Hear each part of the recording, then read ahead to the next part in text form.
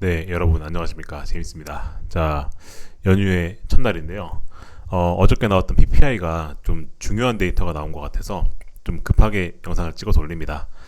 어, 사무실이 아니다 보니까 카메라가 없어서 이번에는 얼굴이 안 나오는 점 양해를 구하겠고요. 다들 아시겠지만 어저께 PPI가 나왔는데 이 PPI가 CPI와 매우 상반된 결과를 보였습니다. 보시면 현재 PPI가 지금 급등을 했죠. 이게 3년 내에 최고치로 갑니다. 무려 3년 동안, 그죠? 3년 동안 나왔던 결과 중에서 가장 급등한 결과가 나왔다고 해요. 근데 이번 주 화요일이죠. 이틀 3일 전쯤 나왔던 CPI는 사실 괜찮았단 말이죠. 근데 CPI는 괜찮았는데 PPI가 이렇게 급등을 하는 바람에 어저께 시장에서 조금 충격이 있었습니다. 시장이 오르다가 갑자기 급락했다가 다시 반등을 해서 어느 정도 진정이 된 모양새를 보이긴 했는데 비트코인 시장도 크게 한번 내려갔다가 지금 좀 올라오는 추세를 보이고 있고요. 자, 그래서 시장에 좀 큰 충격을 줬습니다. 왜 그럴까? 왜 PPI만 이렇게 급등을 했을까? 이 부분을 상세하게 보게 되면 일단 급등의 원인은 무역 서비스의 급등이었습니다. 보시게 되면 여기 트레이드 서비스라는 항목이 PPI에 있습니다. 이게 무려 2%나 한 달 새에 올랐다라고 얘기가 나와 있습니다. 이거는 간단히 말하면은 우리가 무역을 함에 있어서 즉 이제 수입품이나 아니면 수출품을 보냄에 있어서 이제 우리가 어떤 뭐 물류나 이런 것들에 대해서 이제 쓰게 되는 서비스를 얘기를 하는 건데 이게 관세의 영향으로 늘어난 겁니다. 이걸 저희가 유식한 말로 유통 마진이 벌어졌다라고 표현을 합니다. 근데 여기서 벌어진 이 유통 마진이 아직 CPI의 전가는 되지 않았기 때문에 PPI만 급등한 것이다 라고 우리가 해석을 할 수가 있습니다. 근데 이거는 명백하게 관세의 영향입니다. 트레이드죠, 트레이드. 무역입니다. 관세라고 하는 게 무역에 부과하는 세금이기 때문에 이 관세의 영향으로 인해서 유통 마진이 벌어진 게 PPI 급등의 원인이었다 라고 저희가 해석을 할 수가 있겠다는 거죠. 자, 그러면은 이 PPI 급등이 말해주는 건 무엇이냐? 이미 업종별로는 마진 재구성과 가격 조정이 진행이 되고 있다. 즉 실제로 관세로 인해서 실제로 이미 물가가 오르기 전조 현상이 나타나기 시작했다라고 볼 수 있단 말이죠. 여기서 벌어진 이 유통 마진이 CPI로 전가, 즉 소비자에게 실제 가격 상승으로 이어지기 시작하면은 그때부터는 실제로 CPI도 오를 수 있습니다. 즉 실제로 소비자 물가가 오를 수가 있다는 뜻이죠. 그랬을 때 이게 얼마나 빠르게 전가가 되고 그리고 얼마나 전가되느냐라고 하는 거는 기본적으로 기업 간의 경쟁, 그러니까 사실 가격을 올린다는 것 자체가 경쟁력을 떨고 있는 행위이기 때문에 뭔가 경쟁이 많은 업종에서는 이런 것들이 좀 지연되는 경향이 있고요. 그리고 재고가 많이 남아있다든가 하게 되면 그때는 가격이 많이 안 오릅니다. 그리고 궁극적으로는 소비자의 수요, 그러니까 가격을 올렸을 때도 소비자들이 소비를 할 수 있는 여력이 있어야 되고 그럼에도 불구하고 소비를 해야 된다는 거죠. 즉 얼마나 현재 경기가 건강해서 소비자들이 수요를 할 여력이 있느냐라고 하는 거에 대해서 이것들을 종합적으로 검토를 해서 이제 전가가 된다는 거죠. 그래서 과거 역사를 보게 되면 근데 이게 실제로 전가되는 경우가 많았고요. 그리고 아까 말씀드렸다시피 거기에 키팩터는 경쟁, 재고, 수요였다라고 하는 게 우리가 과거 역사를 봤을 때 사례였습니다.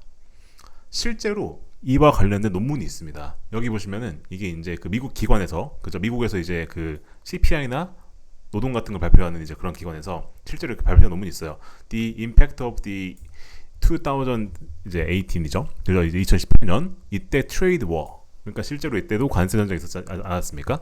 이때 실제로 이 가격과, 그죠? 가격과 사람들의 삶의 질에 대해서 이렇게 논문이 나온 게 있습니다. 보게 되면은 이게 실제로 관세가 부과되었을 때 이게 다 거의 100% 전가가 되는 경우가 대부분이었었고 소비자 물가까지 결국 이어지는 거에서는 아까 말씀드렸다시피 업종 경쟁도에 따라서 약간씩 차이는 있었으나 기본적으로 전가되는 부분이 대부분이었었다라고 하는 게 여기 나와 있던 이 페이퍼의 내용입니다. 그리고 현재까지의 데이터도 초기 부분적 그림과 부합해요. 실제 아까 보여드렸다시피 현재 PPI가 먼저 오르기 시작했고 그 과정에서 이미 유통마진 서비스 수수료가 오르기 시작했죠. 이 논문에 똑같은 얘기가 나옵니다. 그래서 이제 그런 일이 일어났었고 실제로 2018년에도 그래서 그 이후에 이게 소비자 물가로 전가가 되면서 실제로 물가가 오르기 시작했다라고 하는 게 이 페이퍼의 내용이었어요. 그것과 초기적 그림에서 현재 부합하고 있다라고 보시면 좋겠다는 겁니다. 이 말은 곧 무슨 말입니까? PPI가 오르는 게 CPI에 전가될 확률이 늘어나기 시작했고, 이건 당연하겠지만 페드 입장에서는 안 좋은 뉴스입니다. 금리를 내리려고 했다가도 이런 뉴스를 보게 되면은 금리를 내리는 걸 주저하게 되죠. 왜냐? PPI가 올랐으니까. 근데 특히나 이게 오르게 된 것이 관세 관련된 부분이 올랐으니까 이 부분이 소비자에게 전가가 되면 실제 물가가 오를 수 있으니까 약간 불편한 데이터가 나온 거죠. 그래서 금리나 확률이 약간 내려가는 게 사실상 이것 때문에 그런 겁니다. 여기서 우리가 생각할 거는 두 가지가 있어요. 뭐냐면은 그때와 지금이 뭐가 다르냐라고 하는 거죠. 그때와 지금이 뭐가 다를까? 그래서 생각할 부분이 첫 번째가 뭐냐 이건데, 관세의 타임라인입니다. 일단 상호관세 효력은 8월 7일에 시작이 됐어요. 트럼프가 실제로 관세를 매기겠습니다라고 했었던 거는 그 기본 관세가 지금 부과가 되어 있고, 그리고 상호관세 이게 이제 국가별로 다르게 매긴 관세죠. 이게 실제로 발효된 거는 8월 7일부터입니다. 그래서 사실 이번 달에 발표된 8월 발표된 데이터죠. 이번 달에 발표된 데이터는 7월 데이터입니다. 근데 이 7월 데이터에는 사실 이 상호관세는 반영이 당연하겠지만 안 되어 있어요. 왜냐? 8월 7일에 부과되었으니까. 그래서 사실 지금까지 발표된 데이터는 관세 영향이 약간 제한적인 데이터였습니다. 즉 기본 관세만 부과가 된 상황이었다 보니까. 근데 8월 지표부터는 실제로 상호관세가 발효가 된 물가가 나오기 시작합니다. 그러면 이때부터가 사실상 1차 관세 효과를 진짜 본격적으로 반영한 데이터가 나오기 시작할 거예요. 이건 되게 안 좋은 뉴스인 건데, 그죠? 이미 마진이 오르기 시작했단 말이죠. 기본 관세만 가지고도 말이죠. 그러면 만약에 상호관세가 실제 발효가 되기 시작한다 라고 하면은, 그죠? 당연하겠지만 유통마진이 오르면 올랐지 내리진 않겠죠. 그죠? 그렇다 보니까 이건 되게 안 좋은 뉴스라고 볼 수가 있는 부분인데, 또 한 가지 다른 게 있어요. 현재와 그때가 다른 부분. 두 번째는 뭐냐면 이건데, 이건 좋은 부분입니다. 뭐냐면은 OBBB라고 하는 게 있죠. OBBB. 이게 뭐냐? 크고 아름다운 감세안.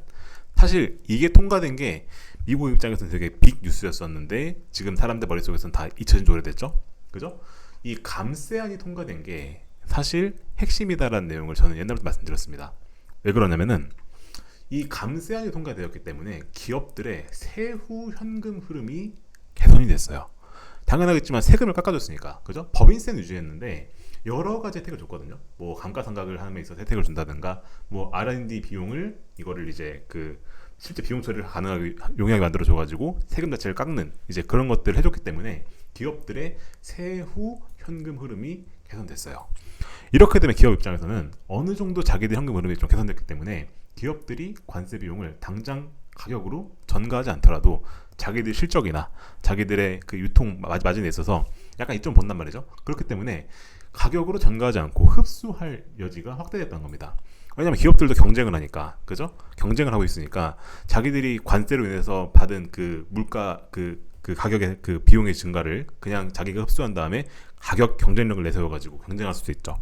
그렇게 되면은 그 사실상 그 이 관세 비용이 전가되지 않을 가능성도 있긴 합니다. 이게 그리고 비둘기파의 논리예요. 그러니까 빼드네 비둘기파. 특히나 미셸 보우만이라는 분이 계신데 이분의 논리가 이겁니다. 감세안 통과가 됐기 때문에 기업들이 실제로 가격을 소비자에게 전가하지 않으려고 할 수 있다. 그래서 이번엔 그때와 다르다. 그러니까 금리를 내려도 된다 라고 주장하시는 게 이분 논리예요. 근데 실제로 그게 좀 통과가 됐기 때문에 이미 PPI에서 마진이 오르긴 했으나 이게 실제로 전가가 되는 거는, 그죠? 전가가 되는 건 지켜볼 필요가 있다 라고 하는 게 이 미셸 보험이사의 논리인 겁니다. 그러면 저희가 따져볼 수 있는 이런 거죠. 그러면은 이게 그러면은 이미 마진이 올라갔으니까 실제 CPI로 전가가 되느냐라고 하는 게 되게 중요한 건데, 이 전가율 시나리오를 우리가 어떻게 되는지 한번 봅시다. 일단 베이스라인, 현재 연준도 추정하고 있는 게 있습니다. 연준 추정은 일단 0.1포인트 정도 오를 것 같다. 이게 그래서 부분적으로 전가가 될 것이다 라고 하는 게 일단 연준의 베이스라인 논리입니다. 근데 여기서 이 베이스라인 논리에서 전가가 더 되는 케이스 그리고 전가가 덜 되는 케이스를 좀 따져봐야 되겠죠. 그랬을 때 우리가 전가가 더 되느냐 전가가 덜 되느냐라고 하는 거를 우리가 보기 위해서는 일단 크게 봤을 땐 두 가지를 봐야 됩니다. 첫째, 아까 말씀드렸던 것처럼 이제 그 소비자의 수요죠. 소비자의 수요가 어떻게 되느냐, 즉 소매 판매가 어떻게 되느냐. 미국에 있는 소비자들이 소비 여력이 있느냐, 이게 되게 중요할 거라고 저는 개인적으로 보고 있습니다. 그렇게 되면은 기업들이 현재 미국 경제 소비자들이 건강하니까 가격을 올려도 되겠네 라고 해서 가격을 올릴 가능성이 커집니다. 특히나 가구, 가전, 의류 이런 쪽에서요. 근데 만약에 수요가 취약하다, 그죠? 현재 미국 경기가 식어간단 말 하고 있지 않습니까? 그래서 수요가 만약에 이제 취약해지고 가격 저항이 심화된다라고 하게 되면은 그때는 기업들이 아까 말씀드렸던 OBBB, 그러니까 즉 감세안이죠. 감세안으로 인해서 개선된 현금 흐름을 통해서 이걸 좀 흡수를 하고 자기들이 약간 마진에 손해를 보더라도, 그죠? 이제 가격을 자기들이 다운콜 가능성이 있어요. 그러면은 그때가 되면은 전가율이 내려가겠죠. 그죠? 그래서 앞으로 중요한 건 뭐가 될 것 같냐면, 저는 개인적으로 이 소매 판매 있죠. 미국 경기 자체가 건강하느냐, 이게 핵심일 거라고 봅니다. 왜냐면 사실 이제 경쟁이나 아니면 뭐 이 감세 이런 건 이미 다 나온 카드들이에요. 이런 건 이미 시장에 깔려 있는 카드들이고, 현재 안 깔린 카드가 뭐냐? 이제 그래서 미국 경제가 얼마나 건강하냐, 즉 수요가 얼마나 되느냐, 이게 아직 발표가 안 됐습니다. 오늘 밤에 나옵니다. 8월 15일 밤에 나와요. 그죠? 이게 미국 시간으로는 오전에 나오고 이제 우리나라 시간으로는 밤 9시 반에 나오죠. 현재 컨센서스를 보게 됐을 때는 되게 높을 것이다 라고 나옵니다. 헤드라인 기준으로 0.5% 이상 증가했을 거라 나오게 되고, 그리고 컨트롤 그룹이라고 하는 게 있어요. 이게 그 근원 데이터라고 부르는 건데 이게 0.3%인가 나오는 걸로 알고 있습니다. 되게 견조한 수요를 보이고 있는 거죠. 근데 이게 예상보다도 강하다라든가 그런 일이 일어나게 되면은 전가 여지가 올라갈 겁니다. 왜냐? 수요가 세니까 기업들이 가격을 올리더라도 부담이 덜할 거예요. 근데 만약에 이게 예상보다 약하다 하면은 어떻게 될까요? 그때는 기업들이 가격을 쉽게 못 올리겠죠. 왜냐? 소유가 약해졌으니까 그냥 자기들이 흡수하고 말지 라고 할 수 있습니다. 그래서 그런 부분들을 저희가 주목해서 볼 필요가 있겠다. 그래서 결론을 말씀드리면, 이제 앞으로 저희가 지켜봐야 될 부분들이 약간씩 이제 좀 명확하게 보이기 시작했습니다. 일단 현재 단계는 일단 PPI가 올라간다는 건 사실 자체가 관세가 실제로 이제 본격적으로 물가에 영향을 미치기 시작했다라고 저희가 보게 되는 데이터가 나왔습니다. 근데 아직까지 이게 소비자 물가까지 전가되지 않았기 때문에 아직 소비자 물가는 온건한 과도기에 있다라고 볼 수가 있겠다는 거죠. 이제 이 시점부터는 우리가 그래서 현재 기업들이 세후 흡수 여력이 얼마나 되고, 그리고 이제 상호관세가 앞으로 발효가 될 거기 때문에, 그죠? 이게 발효되는 이 힘과, 그죠? 관세가 실제로 더 커지는 힘과, 그리고 세후 흡수 여력이 얼마나 그 서로 균형을 이루느냐라고 하는 걸 저희가 볼 필요가 있을 것 같고요. 그리고 이제 이게 결국 얼마나 빨리 넘어오느냐라고 하는 거는 아직 공개가 안 된 카드, 뭐냐? 소매 판매, 즉 기업 그 미국 자체가 얼마나 수요가 강하냐, 소비자들이 얼마나 소비 여력이 있느냐라고 하는 게 앞으로 좌우할 가능성이 크다라고 개인적으로 보고 있습니다. 그리고 현재까지 주어진 데이터만 냉정히 봤을 때, 그리고 아까 말씀드린 요 소매 판매 데이터의 예상치만 봤었을 때는 개인적으로 연준 입장에서는 되게 안 좋은 데이터가 나왔습니다. 그래서 9월에 빅컷 할 정도로 물가가 진정되었다라고 보기에는 어려운 데이터가 나왔다고 저는 개인적으로 보고 있습니다.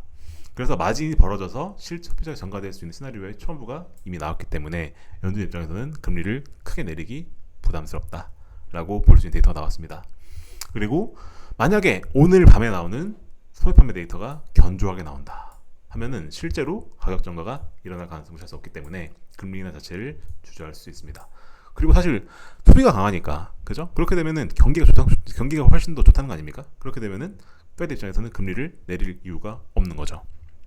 그래서 금리 인하 자체를 주저하게 가능성도 생기게 되겠다. 자, 그리고 이제 상호관세의 직접적 영향권에 들어가는 9, 10월, 11월 이때부터는 미화 같은 현상이 심화될 것이기 때문에 데이터를 훨씬 더 주목해서 볼 필요가 있겠다라고 말씀을 드리고 마무리 지어야 될 것 같습니다. 그래서 이제 PPI가 이렇게 좋아졌으니까 향후 우리 투자 시나리오에 이제 저희 유튜브 보시는 분들을 참고하셔서 본인의 시나리오를 잘 짜시고 포트폴리오가 이에 대비가 되어 있는지 한번 점검하는 시간을 가지셨으면 좋겠다 말씀을 드리고요. 연휴 초인데 아주 빅뉴스 나와가지고 급하게 영상을 찍어서 이렇게 올리게 되었습니다. 저는 또 이제 이런 뉴스가 있거나 혹은 제가 공유하고 싶은 내용이 있으면 다시 한번 더 찾아뵙도록 하겠습니다. 저희 유튜브 채널 구독해 주시고 좋아요 해주시고 주변에 널리 공유해 주시면 감사드리겠습니다. 그럼 다들 연휴 잘 보내시고요. 저는 또 다음에 뵙겠습니다. 감사합니다.